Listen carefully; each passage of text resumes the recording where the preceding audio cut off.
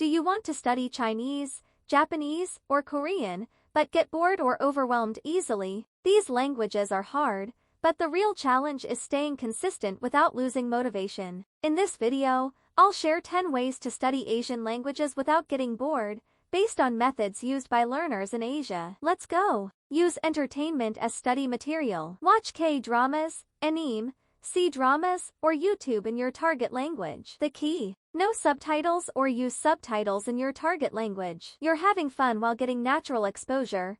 It doesn't feel like studying. Learn with songs and lyrics. Listening to K-pop, J-pop, or C-pop helps you train your ear and remember vocabulary naturally. Try reading the lyrics in your target language while listening, then sing along. It's fun, and your brain absorbs pronunciation patterns. Gumify your learning. Use apps like Duolingo, Anki, or Lingodeer, but don't just do boring drills. Set challenges, compete with friends, or reward yourself for milestones. Turn study into a game, not a chore. Focus on topics you love. Are you into fashion, food, tech, or gaming? Study those specific topics in your target language, watch niche content, learn related vocabulary. When you love the subject, it's easier to stay engaged. Use visual learning tools. Use flashcards with images, color-coded notes, or even write characters with calligraphy pens. Make your study aesthetic and visual. It's more fun and helps you remember better. Join online communities. Find language learners online, on Reddit,